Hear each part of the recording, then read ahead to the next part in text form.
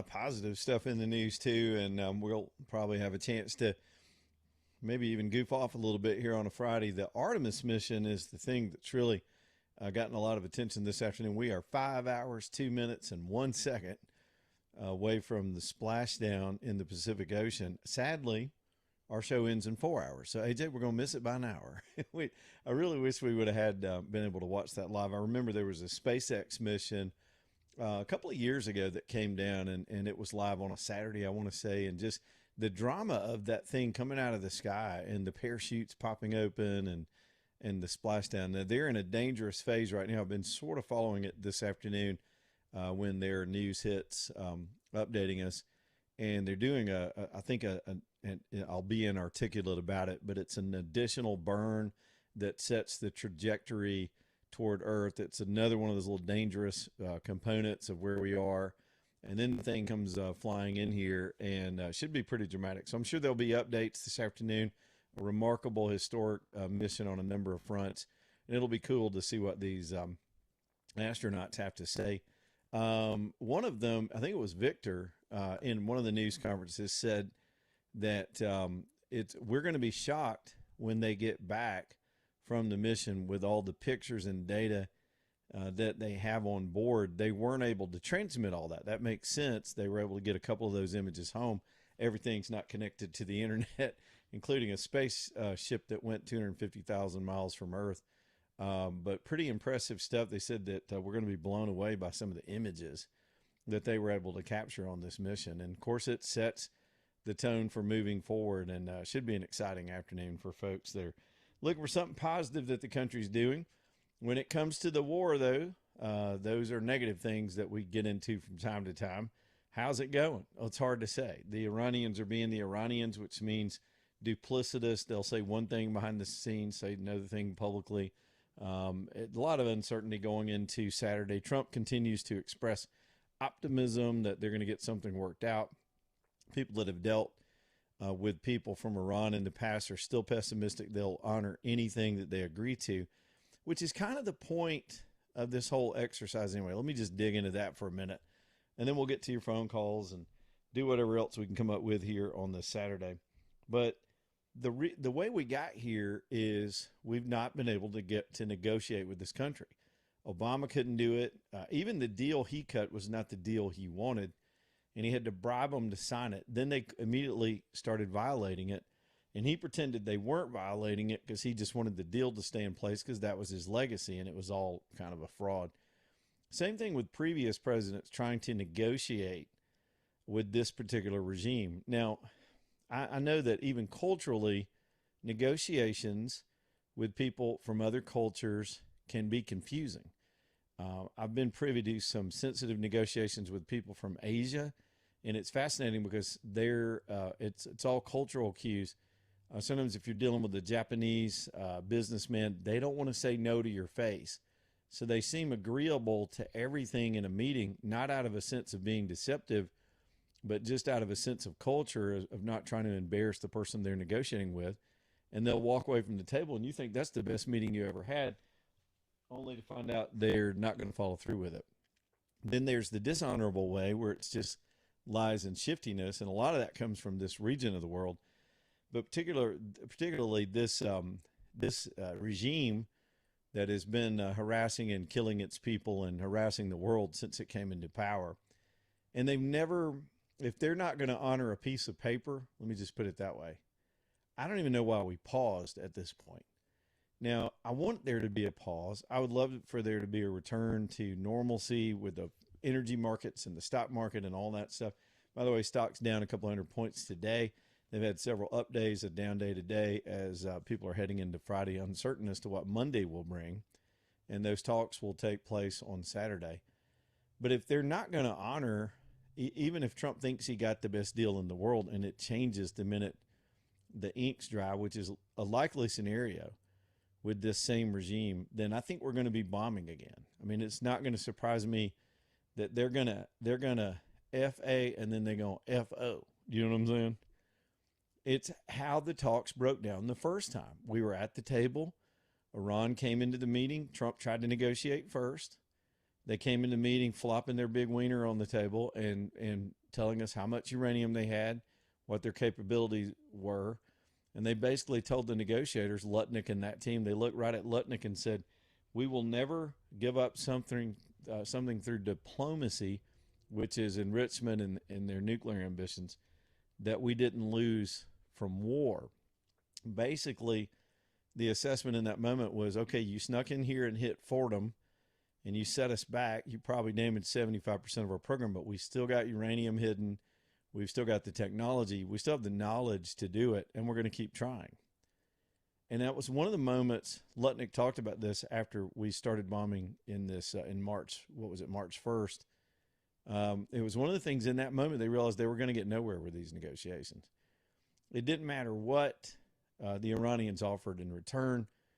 The thing is, some cultures, and it's not just their culture, it's their ideology, it's their power that they own and their ideology. They don't want peace, man. They want violence. It's all they understand. Their whole worldview is rooted in a big end times giant explosion where they're in charge. So it's hard to deal with that. So I don't know what they're going to come away with. There's tremendous pressure on them. They have almost no leverage. And as for the Strait, I 100% believe this pause will give us the ability to take on the dangerous mission to go ahead and open the Strait ourselves. We've got other European countries coming on board. Put it this way, the Strait's going to open. Iran temporarily has control of it because they can threaten ships. Whether they got the capability or not, nobody wants to test that. They're just merely threatening.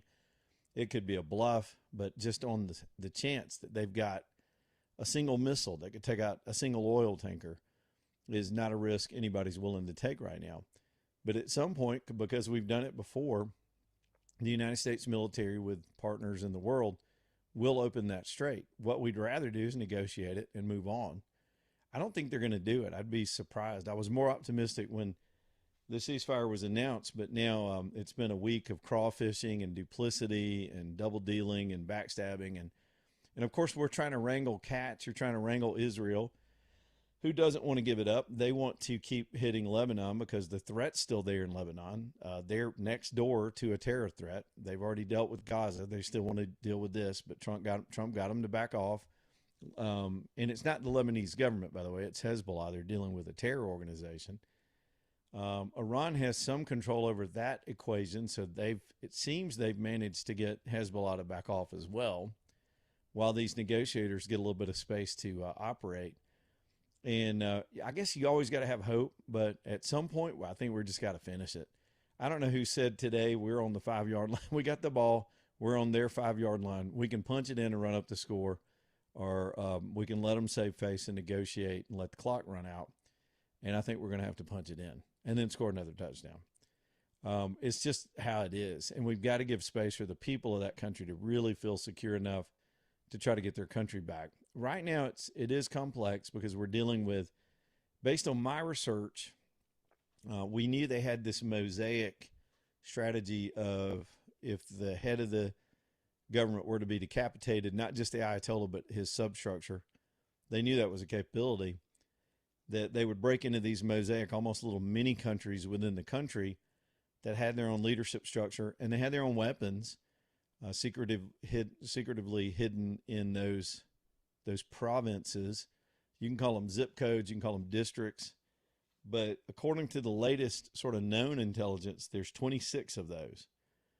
And any one of those 26 could decide they're not down with the deal, because the negotiators don't really represent the whole 26 anymore. Everything's fractionalized.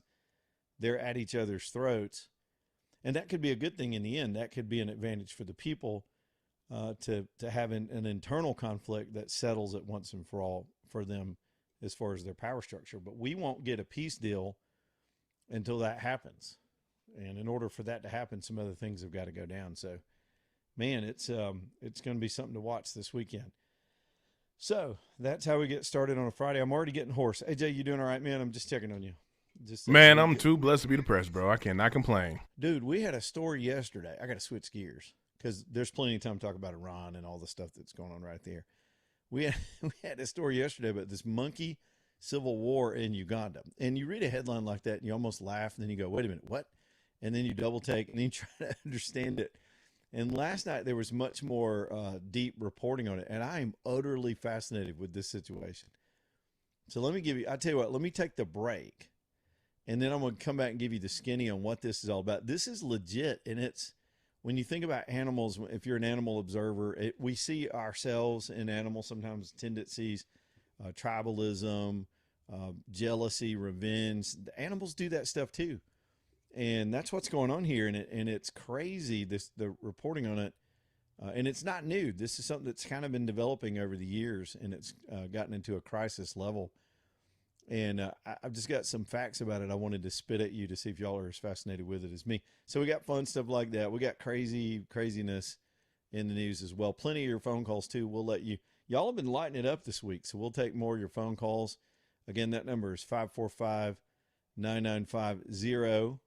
When you want to get in here tonight, we'll do that here on this Friday with lots of stuff to do. So let's do that first. Let's do that first spot.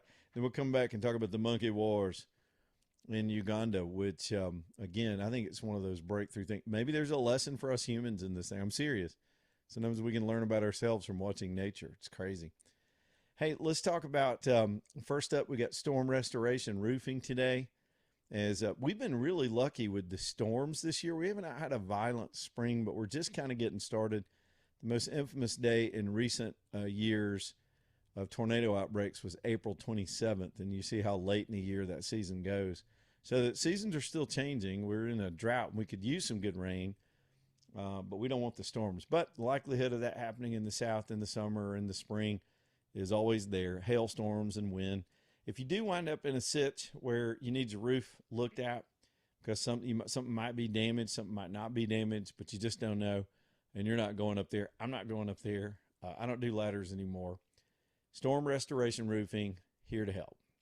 This is Greg Nelson and his company, almost 30 years of experience of fixing roofs, working with insurance companies, handling claims, getting the job done correctly, managing his crews, and doing it as to the best they can. That's how they've been around so long and developed such a reputation. Greg's a great guy. The minute you meet him, you'll know you're dealing with a square guy who's just going to get this project done for you. Nobody wants to have to do a roof ever from an emergency or just because the roof's gotten old and it's time to shell out and make it happen. He does have finance companies to help with both of those contingencies as well. So y'all reach out to him or jot this number down if it's not on your radar right now, but it could always be for any of us. 205-542-3531,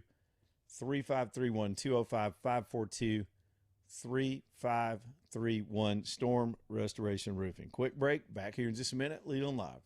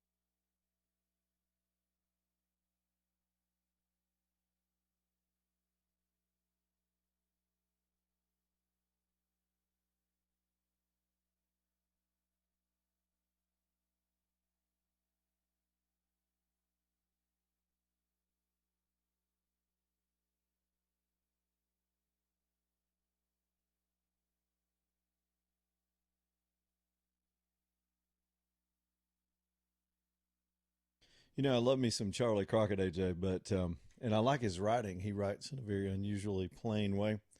But that was the worst line I think I've ever heard from him.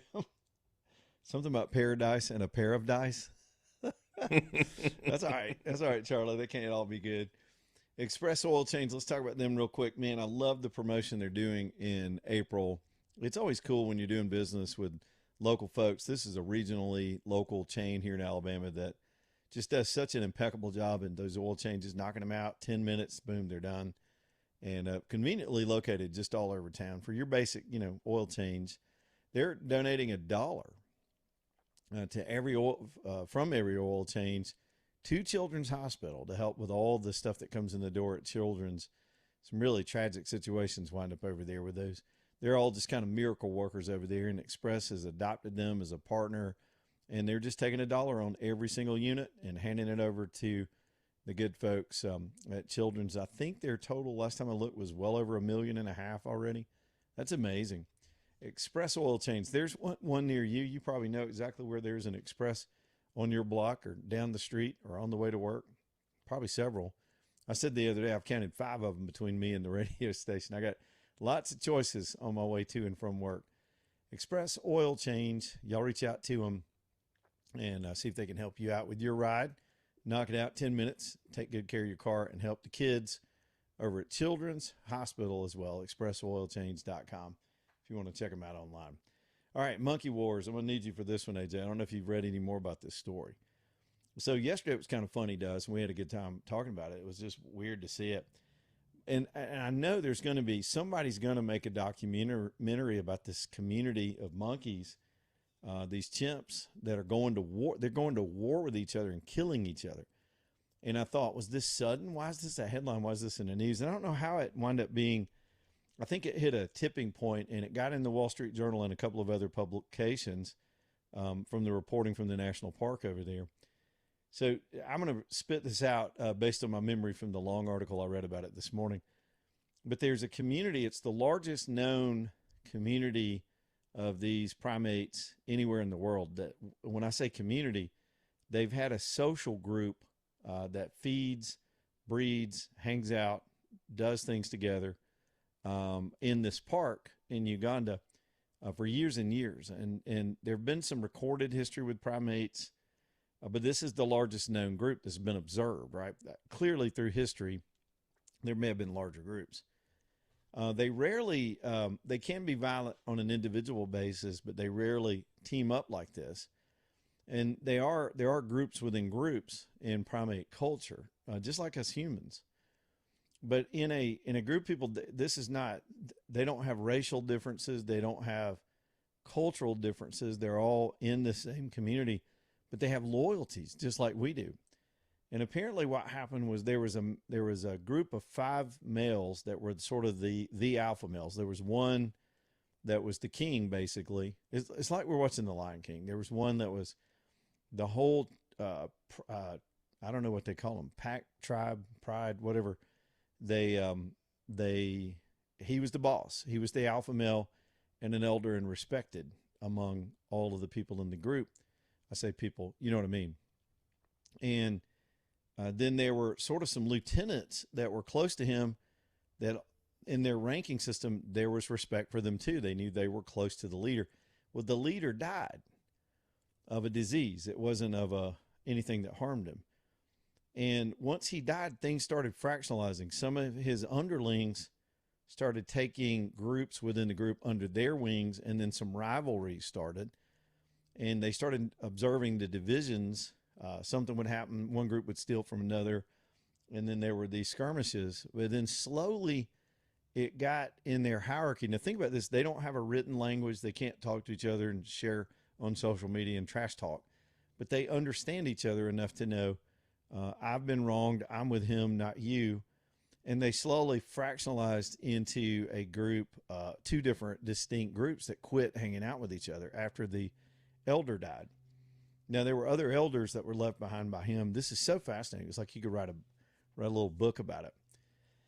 And so they moved into these 2 different groups, and one was sort of in the central part of the park, and one was in the western part of the park. And geographically, they started separating from each other I guess to keep trouble down, like humans would do. You just avoid trouble. So they moved apart, which led them to further grow an animosity toward the other group. They would instantly recognize a member, like say you were in the central gang, you recognize somebody from the west immediately, and they were hostile to your territory, and you'd run them out. There'd be fights and all that stuff. And it just devolved from there. But then eventually the western group started attacking. They started coordinating and attacking the central group. For whatever reason, these episodes of violence started increasing, and they started getting dominance over the central group. And then the central group started getting more organized to fight back. They would almost have plans to defend themselves. And I'm sitting here reading this stuff going, are you serious? And, you know, with all this observation that's going on, you know, there's probably film crews that have, this beef, apparently this destruction in these two monkey groups goes back to as early as 2015. So it's not something that just popped up in the news from some people that run these parks and watch all these critters all the time. What a cool job too, by the way, if that's your thing. But apparently it was something that's been building, and then it just devolved into what they called yesterday a civil war.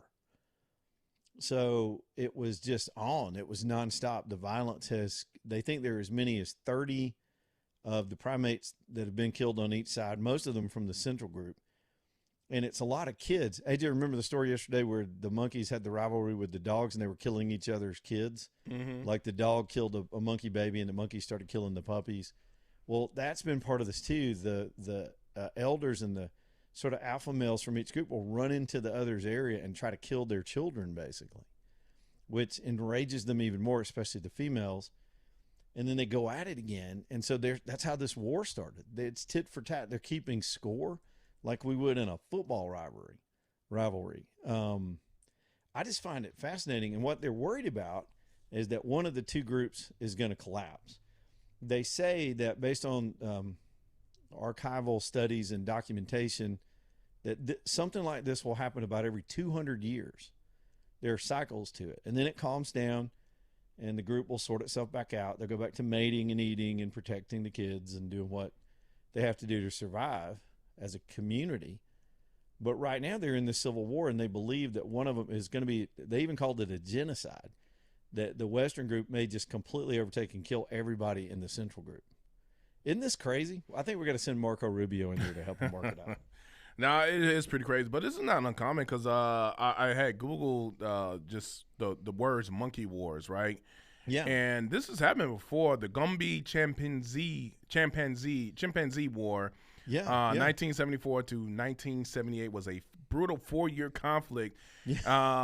The one that Jane Goodall, she documented it and all that stuff, and I think they Gorillas was in the Mist. That was like 4 years, and then that was basically similar to what happened with this story, where the main, I guess, the leader died, and then there was some fraction between the two groups, and then then it's on. Yeah, just on until somebody finds a new leader. How much does that remind you of us humans? The way we get rivalries, we get beefs, we attack in, I guess, any community, whether you're an animal or a human group, where we can talk to each other and rationalize.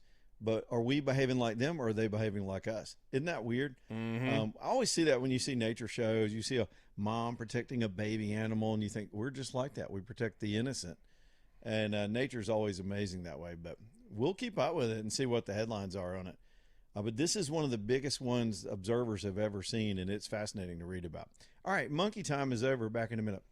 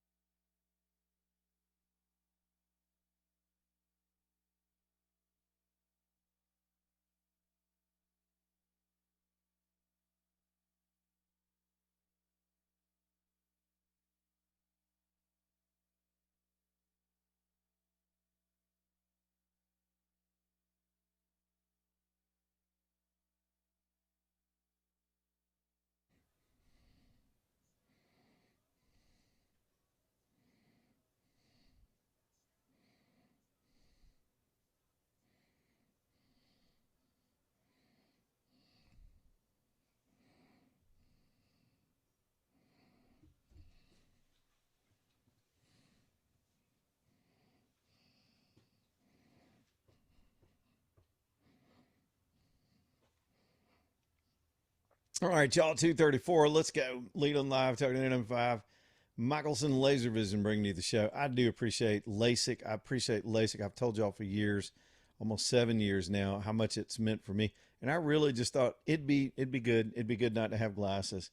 Once I learned about it, once I quit being so squeamish and weird about it, had all my buddies going, man, you got to do LASIK. You got to do LASIK. And I was like, whatever. I thought it was expensive. I thought it was, there's no way. I mean, it's going to cost too much. I'm not sure I want to take that risk. None of that stuff made sense to me until I went and did it and got the exam and figured out what the heck's going on. Oh, AJ, I'm trying to fix this stupid camera again. And I'm telling you, their training on it was phenomenal, and that opened my eyes to it. And then I had good expectations, and I remember the surgery going so well. I remember being done with it. I couldn't believe it was over. I went home. People always ask me about the aftercare. It's not really that big a deal. It's sort of like if you get shampoo in your eyes, it's a little uncomfortable. They give you something to take so you can sleep that night. By the next morning, you don't feel any of that. You do have to protect your eyes for a couple of weeks. They give you some shields to wear at night so you don't accidentally rub your eyes. You'd be surprised how many times you rub your eyes too when you put those on. And you can't swim and do underwater stuff for a little while. But other than that, it's a quick recovery, very minimal in terms of its invasiveness. But it wasn't until when I was done with all that, I really started appreciating not having glasses in my life or contacts. I remember the day I threw out the solution, all those extra contacts I had bought. I used to have to go always upgrade my prescription every year and get new batches of contacts. And I was always worried about running out or not having one in a moment. I've not thought about that since. I remember the day I threw all that out and thought, I just don't need this anymore. Check it out yourself. See if it's something that works for you medically, and do the education with Michelson. And I'm telling you, the only practice I would even consider is the Michelson practice. They brought the first laser to Alabama back in the late 80s and have pioneered all the new innovations. And they've got the newest technology with this Contura system. And you'll just appreciate their attitude, the fine doctors, the whole team around them. MichelsonLaserVision.com. They're downtown UAB Highlands. Also an easy building to get in and out of. Sometimes you say UAB and people glaze over and go, I'm not going down there. It's like going to the airport. It's not that part of UAB. It's a little few blocks over. You just park and walk in the front door. It's easy. Michelson Laser Vision, downtown UAB Highlands. Y'all go see them. All right, we're starting to rack up some calls. Let's get them in here. I know y'all got some heavy stuff on your minds. That's good too. We got some frivolity as well, including this, this congressperson, Jalala Paul or whatever. She's one of the crazy ones on the other side, one of the four craziest. There's some picture circulating. It's circulating online of her dropping a deuce publicly on a sidewalk. I cannot believe this is real. Nobody's been able to, I guess, debunk it, but I'm going to quit talking about it right now until there's no way this woman took a dump in public. Then again, you never know. She's kind of bat squeeze if y'all feel what I'm stepping in. Oh, look, what is that? Okay, real quick. The Artemis mission has just been given the green light. They keep getting these stages as they return to Earth here in just a couple of hours, 4.5 hours.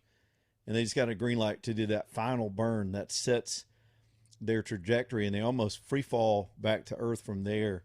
Really fascinating how they figure all this stuff out. And it's all about the heat shield and the angle of entry and the stuff we've seen before. And you'd think we've done it enough. And they did a test mission without astronauts in it. It was a little concerning. The heat shield had some problems, but they think they've gotten some of that solved. And we'll be watching any of the updates that come from that mission this afternoon, as they will be splashing down about an hour after we get done this afternoon. All right, let's hit the phones. Brent is on a cell phone to get us started this afternoon. Line 3. What's up, Brent? Hey, I love your show, Leland. As always, my wife and I are longtime listeners and callers. Well, thank you. And we love you and AJ. A while ago, you did a spot for Greg Nelson, Restoration Roofing, and that was part of what I was calling about. Is I had the pleasure of meeting him and one of his sons yesterday, and it's just like you advertise all the time. You want to have that number in your contacts just in case you ever need him, and it's just like you advertise. It's a family-owned business where he's training his sons to do everything the right way. He's just a very honest man, top-notch, everything he does, and he won't even charge you if he doesn't have to. But if I do ever have to have my roof redone, it will definitely be him, because that was very impressive. It's just like you advertise. And then as far as my question goes, a while ago you were talking about Iran, and if President Trump, if we do have to just, annihilate them, will that hurt the Republicans, do you think, in the, as far as the upcoming elections, midterms, everything else, and even, the presidential? Yeah. How do you think that would affect, if we did have to do that, how do you think that would affect the Republican Party? Well, I'll give you a long, probably complicated answer to that, Brent, but let me see if I can simplify it. If you put it on a scale and weighed win or lose on the, had a set of scales that balance, right? On one side, history does not favor the party in charge. That's just history.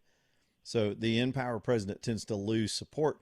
And with the Republicans being so close in margin, especially on the House side, you'd think that'd weigh against the Republicans. But then you do this generic ballot polling right now, and the Republicans are actually ahead of the Democrats, and they never beat them in that general poll about party brand. So that's probably an equalizer. I think it's more about pocketbook issues right now. We've been struggling with the economy since the Joe Biden days and all the inflation. We've still not caught wages up with the expense of everything. And as weak as it sounds, we've got Americans. I got calculating it the other day. I've had to fill up twice since this Iran. I don't know, some of y'all probably fill up more. I don't drive as much as I used to. But I've had to fill up 2 times. It's cost me about an extra $20 with each fill up, because I buy diesel, and I got a big tank. So so far this war has cost me $45. I'm willing to pay that, but some folks don't see it that way. They see everything going up. They feel that pressure. Everybody's trying to find ways to cut corners and economize. And then we get hit with this disruption. So people do take it out on a president or whoever's in charge when they're not happy. So here we are in April 10th. This thing could be wrapped up in 2 or 3 weeks. Even if we have to finish the job, so to speak, that's not going to take long. We're sitting on go. We're resupplying. All of our hardware is in place. We could turn the switch back on tomorrow, probably open up the canal within 3 days, or the strait. But that depends on the willingness of the president to do it. And I think he's done negotiating. If these guys are going to keep playing like this, I think we'll have to get more aggressive. If it ends successfully and the oil markets open up, stock market goes back, people forget what they were pissed about, 30 days ago. And I think it's a long time till November. So I'm not trying to cop out on you, but I think it depends on what we're arguing about late in the summer. And I don't think it'll be this. I really don't.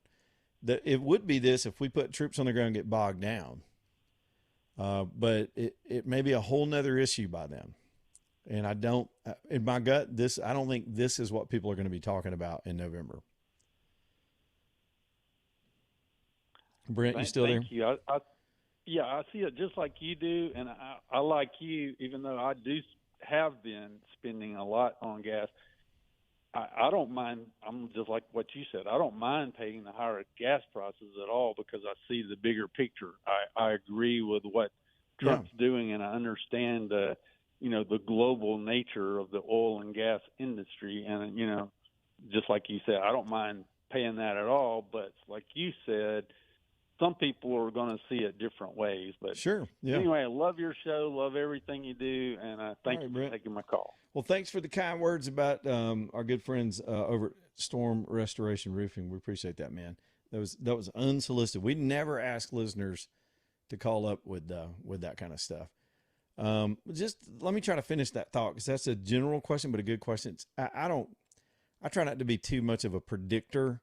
You get gut instincts about things. I try to compare that to my life experience, my experience in that world, and, data. When you can put those two together, when there's something to back it up, not just your feelings. There are too many people running on feelings nowadays. And if you're making ends meet right now and it sucks to fill your car up, I get that. But to me, I've got a longer view of this thing. Iran has been a menace and a threat to my country since I was 12 years old. And they have maimed and killed and destroyed and threatened and messed up the whole region repeatedly for that time. I've been waiting on this day for years, almost 5 decades, as a human being, as a person. observing this country, reading everything I can find out about them, understanding them, knowing some of them, exiles from that country, and going through that experience. And yes, for me, in my personal opinion, I'll pay a little extra on gas, and I'll even pay more at the grocery store for a little while longer if we can get something called a peace dividend.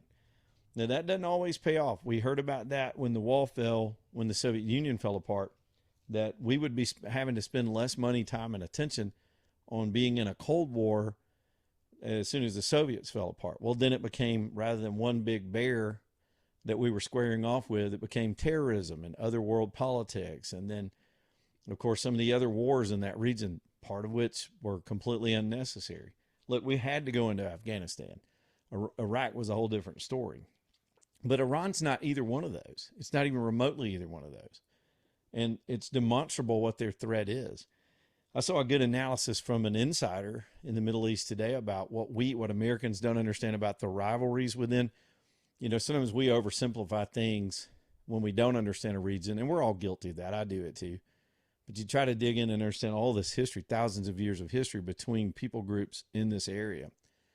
And so if you take the two big countries over there that are really trying to control the temperature of the region are Saudi Arabia and Iraq.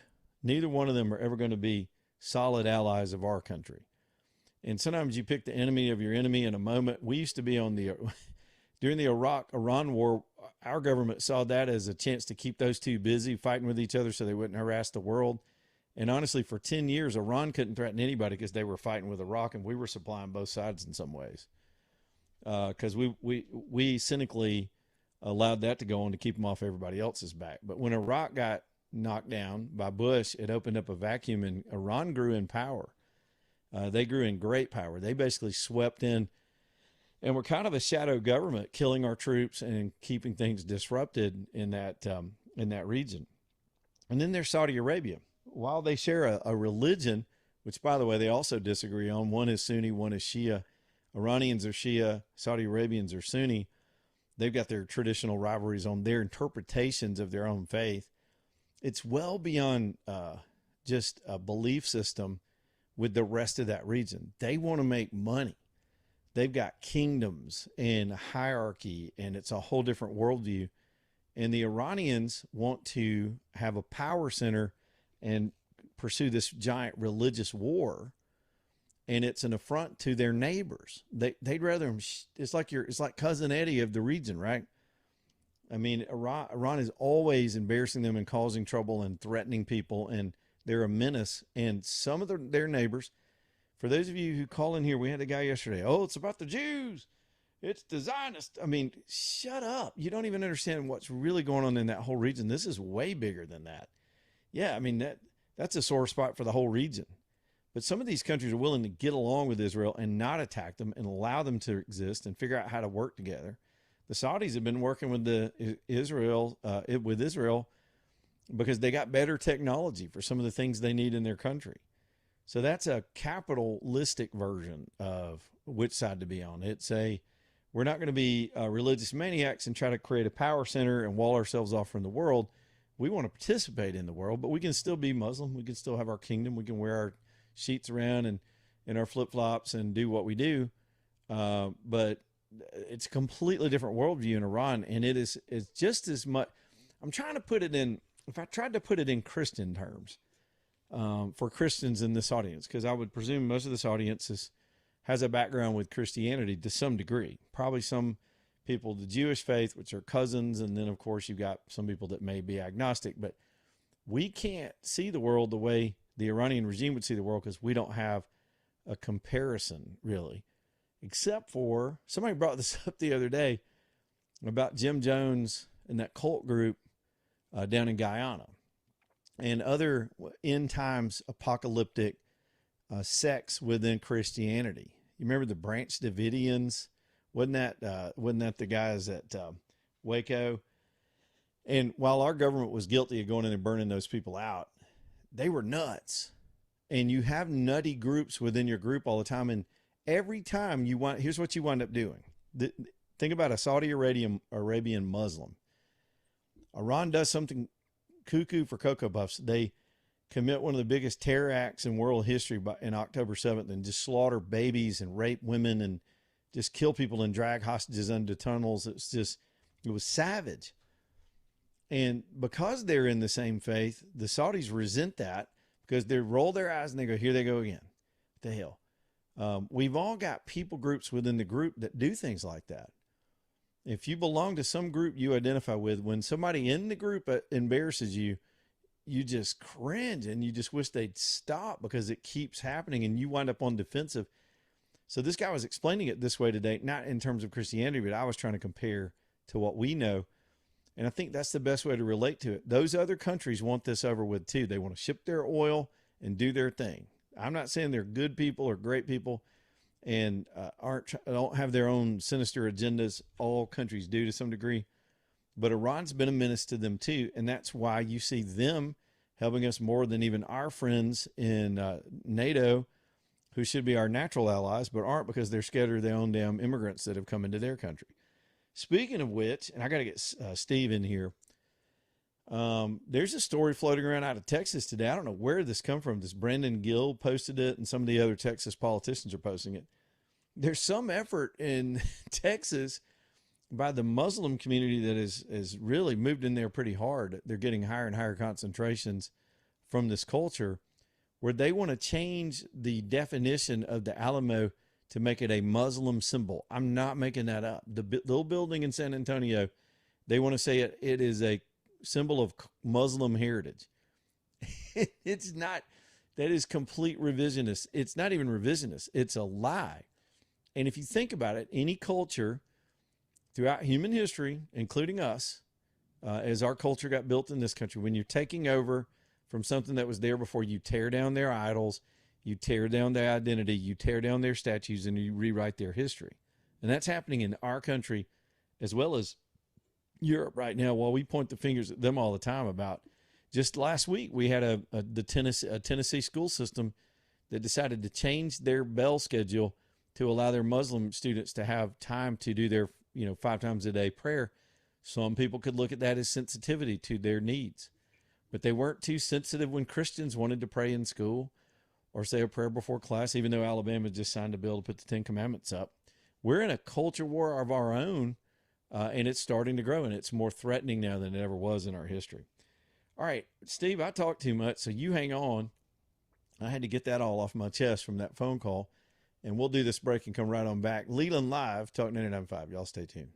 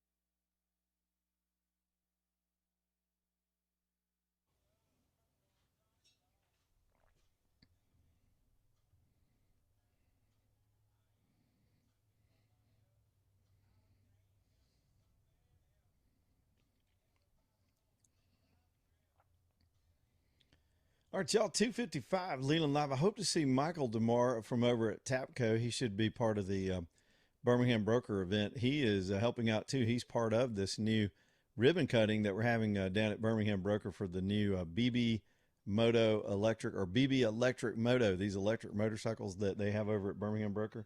Believe it or not, they're partnered with Michael over at Tapco, who's just right down the street. Michael runs the premier, I'm not exaggerating, go down there and meet him and you'll see what I mean. It's the premier service center in all of Birmingham, maybe all of Alabama. These guys started off as a high-end performance shop and decided to open up their technical abilities to more and more people. It just makes sense. It's good business sense to invite people that have, cars and trucks like we have. I don't drive a high-tech supercar. But I do have trouble from time to time. And like you, a sensor goes off or an engine light goes off and you freak out and you don't know what it is. It could be minor, it could be major. You got to do the proper maintenance and get those things checked out. And as we talk about a lot, cars aren't just machines anymore. They're rolling computers and they're getting more and more technically complicated and harder to fix. It's harder to do it ourselves now. They're ghosting the systems with all that software. And but Tapco, they can handle that stuff. And all of it. They'll drop an engine for you. They'll soup your car up. They'll change something. They'll fix some mystery.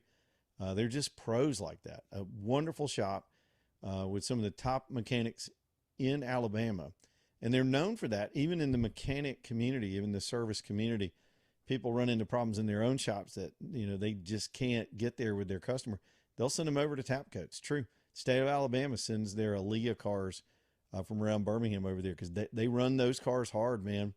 They out there chasing bad guys and doing stuff, and they need even more intense maintenance than some of our own cars, and they trust Tapco to do that kind of work. If you got a fleet, you're on a business, you got a bunch of business vehicles, don't waste time yourself. Let them just keep everything running for you. That's business, that's money. It's Michael and the whole team down at Tapco, and again, y'all come see us down at Birmingham Broker this weekend. Get to know Michael and Craig and Keith and all those guys at those institutions as well.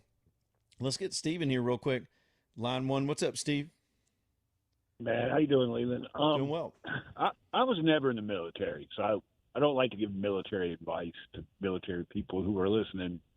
Just let them know that. But if Trump's looking to cut back on NATO, first thing he needs to do is close the Air Force base in Spain. They're returning to the Spanish Civil War, going full socialist over there. And I don't think we need an Air Force base to protect them. And they're going back into Tehran, which may be a good thing. I mean, I have no idea, but it could go bad. Who do you think is going to have to go try and save them? Is Spain going to send some military over there to, protect them? I mean, I like Spanish people. I like Spanish people. But I know some Spanish girls. They were traveling from California to Florida back in '95, and they stopped because of Forrest Gump. They just read and watched Forrest Gump, so they stopped in Ballard Battery, and they ended up marrying two dudes from Mobile. Are you serious? They just wanted to meet Forrest Gump and get married to him, like Sally Field? No, that's hilarious. They're smart girls. I mean, they just knew the story, so they wanted to go check it out.